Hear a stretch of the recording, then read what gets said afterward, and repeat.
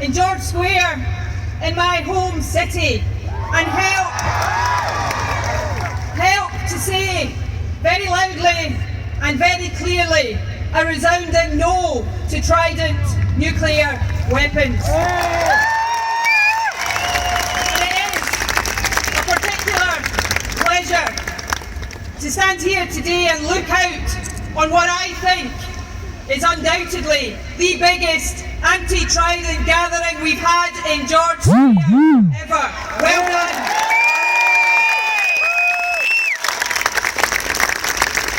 In just over 30 days' time, we have a wonderful opportunity. You know, I stood on a platform on Thursday night in Manchester with the other leaders.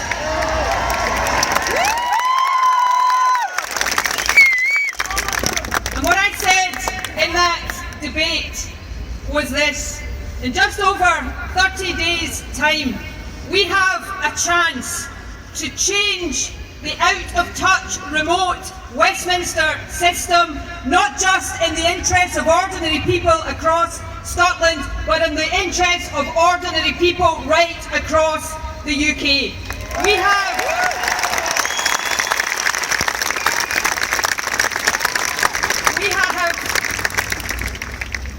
have a chance to say to that out-of-touch Westminster system, your priorities are not our priorities, and the people intend to rewrite your priorities so that they serve ordinary people. And let me also just say this: I think we may be seeing some signs this morning that the Westminster establishment don't like that prospect and are in something of a panic at the prospect of people rewriting their priorities.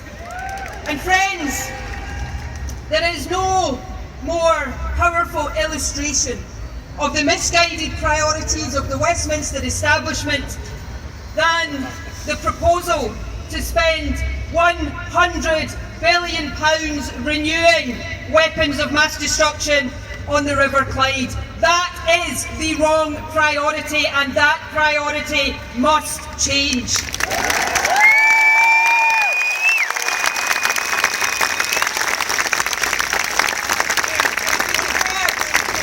You can have more powerful testimony than I can ever give of the better priorities on which we could spend £100 billion of money.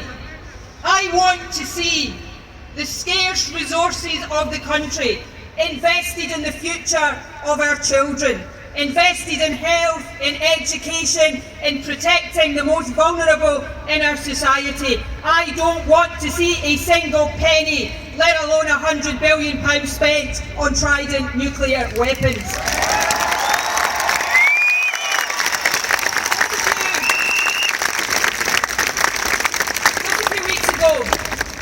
In the House of Commons, there were within a very short space of each other 2 votes. And in both of these votes, we saw Labour, Liberal and Tory MPs troop through the same lobby. The first of those votes was to impose a further £30 billion of austerity cuts. And the second of those votes that saw Labour, the Tories and the Liberal Democrats link arms and go through the lobbies was to spend £100 billion on Trident nuclear weapons. What better illustration of the fact that Westminster has its priorities wrong? Well, this election is a chance to rewrite those priorities. You know, people ask me very often at the moment if, in the event of a hung parliament, if we are in discussions with Labour about a working arrangement, if Trident will be a red line. Let me give a very simple answer to that question today. You better believe Trident is a red line.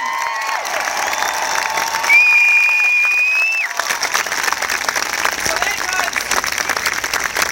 as Patrick said earlier on, let us over these next 30 days, not just ourselves, be determined to vote against Trident, but persuade others to take this opportunity to put this issue at the very heart of the Westminster debate.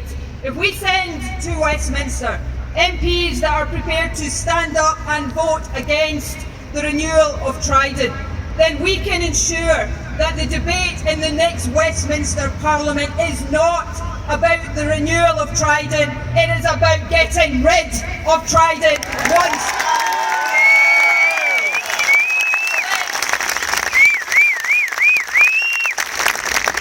Let's seize this opportunity.